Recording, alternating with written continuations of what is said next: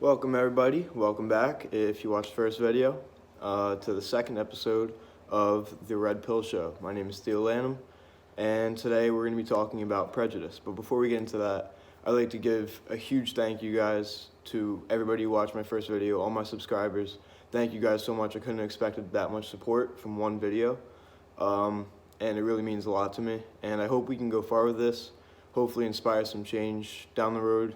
Because, the more people that do know about this kind of stuff, the more change is going to happen over time. Because the first step to change is realizing the problem's there. And a lot of things that I talk about, I feel like some people don't realize that it's there. Disregard the strange noises from my washing machine, and let's jump into it. So, let's first take a look at the word prejudice. You got pre, and then you got judice. And if you break that down, it basically means prejudging or prejudgment. And I see a lot of people these days attribute this to things that it's not really tied into. For example, racism. I hear prejudice go along a lot in conversations about racism. And while yes, it is a big part of racism, it's its own thing, and it's got a very negative connotation. And the reason why I say it has a negative connotation for what it really is because every single person in the world has it. And the reason every single person in the world has it is from their own experiences and what they've learned from other people and over time. And I'll just start off by saying, if you don't think you're prejudiced, I'd have to highly disagree with you. And I'm not going to discount you because I probably don't know you. I don't know who you really are and all that, but at the end of the day, every single human being has some type of prejudice in some form, one way or another. And what that means is basically when you're walking down the street and you see a person, you form a mental judgment of them before you get to know them, or even if you ever get to know them. Even if you're just walking by them on the street, you're already forming that mental picture of who they are, what they do, and the things that, and positive, negative things. And yes, race does play a huge factor in it in today's society. What people wear, how people carry themselves, how they're walking, how they talk to certain people, you know what I mean, and that kind of stuff. And the reason I want to bring this to everybody's attention is because the fix for it is pretty simple. Believe it or not. And, it'll never be perfect. Because like I said, everybody is prejudiced from their own experiences. And that's okay. But the way to, stop judging people before you meet them and get to know them and, what they're actually about and, what their values are and stuff like that. You gotta, when you're walking down the street and let's say you're in a big city like Philadelphia, I was just there yesterday. There's so many opportunities to judge people, places, what they're driving, what they're wearing, how a certain building looks, like the presentation of things. And that's also why people say appearance is so important and first impressions are so important, because prejudice, people do form that mental image in their head of you. And I don't even believe in forming that mental image, and I do it myself. Obviously, you can't stop it all the time, but as I was saying, the fix for it, is go into every experience with an open mind. Go when you meet somebody, just because they don't have the fanciest clothes on, or they're not, they might not have taken care of themselves that day, might not have done their hair up or that kind of bullshit.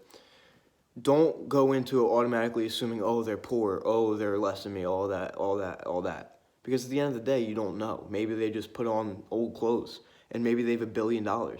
You have no idea, because you don't know who this person is, and you don't know their background, you don't know what they've been through, you don't know what their values are, you don't know what their beliefs are. And, this is where a lot of that racism stuff comes from, is because people like to group people into certain things.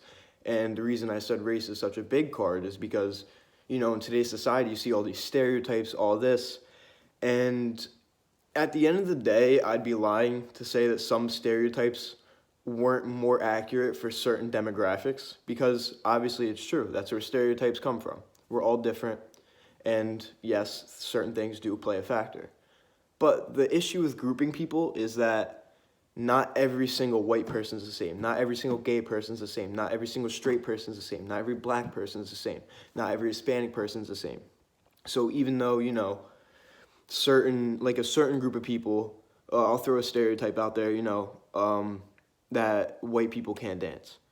And, it sounds stupid, sounds silly, but at the end of the day, I'm not, don't get me wrong, I can't dance either. But at the end of the day, when you walk up to somebody and you do meet a white person, it's not fair to you to assume that they can't dance. When you go meet a black person, it's not fair of you to assume that they're from the hood and they've got brothers and all that stuff. When you see an Asian person, it's not fair to assume that, they're automatically Chinese or they're automatically Japanese.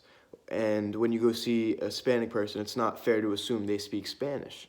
And more today now than ever, because you're getting so many different kinds of people, because, back, I don't know, let's call it 300 years ago, you didn't have access to as much variety in the world as you do today. Because today, let's say you want to go visit China. That's a couple-hour flight. If you want to do that 300 years ago, you're risking your life sailing across the sea. So nobody's doing that shit. But today, you've got so many people that meet different kinds of people, and then not only that, but have kids with each other and have kids that look different. But that household might not necessarily be what your mental image of them is. You know what I mean? And personally, for me, that's a huge example. If you guys know me, you guys would know I haven't had the greatest home life in my life. Me and my parents have issues, but on the outside, it looks really, really good because I do live in a pretty affluent part of Bordentown. But at the same time, my parents never really gave me money. They never really gave me, I've had to work for a lot that I've had. And I'm not going to say that my parents haven't done shit for me, because of course they have. Everybody's parents do shit for them. And my parents are a huge part of who I am today. So I thank them for that. But at the same time, I'm not going to sit here and also pretend like my home life is the picture perfect family. The movie Family. And in my life, I've had a lot of people come up to me and automatically assume that that's how my life is, that I've had it easy my whole life. And at the end of the day, I am going to open up on here because that's what I want this to be. I want this to be real. I want you guys to understand more. And so I'll go into the fact that I was homeless for a little bit, and I've bounced around houses, and fortunately I'm back in my parents' house now. Things are getting a little bit better. But and from looking at me, and I understand this, people don't see that. They don't see that looking at my background. And the reason I bring up that example is not to get pity from you guys. I don't care about any of that. I've been through it. I got through it. And like I said, it's made me who I am today. So if anything, I'm thankful for all this shit I've gone through. But like I said, the reason I bring that up to you guys is the next time you go and meet somebody and you form a mental image of them, it's not the odds of what you think somebody is like and what they're actually like matching up is very, very little. So when you do find yourself doing that and forming that mental image, maybe it's a homeless person, maybe it's a guy on the street who you think looks dangerous. Maybe it's somebody on the street that you think looks fantastic and like a businessman. You have no idea about what their background. That businessman could be a serial killer. That guy looks dangerous, might be a CEO of $1 billion company. And like I was saying about the fix, is when you're walking around and when you do catch yourself doing this stuff, the easiest way to stop it is to just look at everybody like they're a brain. And I know it sounds kind of weird, sounds strange, sounds off, but I try my best to do it nowadays because I realized that before I went through all my stuff, I did this a lot. I formed mental images of people a lot. And I'm not afraid to admit that because everybody makes mistakes, and that was a huge one of mine. And so by looking at people like they're just brains, don't look at their body, don't look at what they're wearing, don't look at their clothes, don't look at the car they're driving, don't look at the house they live in. Don't use that to define who that person is. Because at the end of the day, what money can buy you is not who you are. It's not your values, it's not your beliefs, it's not your goals, it's not your ambitions. And so, by looking at everybody as just a brain, and that's because at the end of the day, that's all we are. I personally believe that consciousness, let's say my consciousness was put into my neighbor's body, and I had the same genetics and I went through all the same experiences, I feel like I believe that I would have turned out the same as them, because I believe your genetics and your experiences make you who you are. And I think all consciousness is at the base the same. It's just that our experiences and our genetics are what make us different, and that's beautiful. That's unique. That's what you want. You don't want to be, one of a billion of the same person. That's boring. And at the end of the day, you think about it this way. Nobody really truly knows who anybody is, because you're the only person who lives with you for your entire life. Every single second of your life, you're the only person that has to go through it. You know what I mean? And so how that ties into prejudice is you don't know what that person's been through. You don't know why they do what they do. And so look at them as a brain when you first meet them. And look at a building as like just a building. A place is just a place, because obviously you got prejudice about certain places in the world, and while some of it's true, oftentimes it's not. I can't tell you how many places I've been that I've heard it's just straight shit, and being from Bordentown, New Jersey, I'm very close to Trenton, I'm very close to Camden, I'm very close to Newark, I'm very close to Philly, and I'm very close to New York.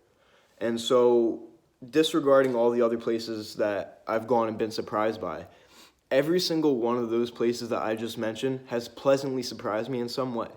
Because, these big cities, especially around here, get bad reps.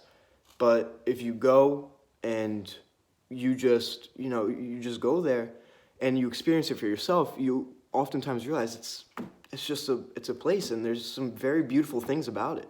Each different place has something different to offer, and the same thing goes with people. Every single person has something different to offer. That's what makes being human beautiful.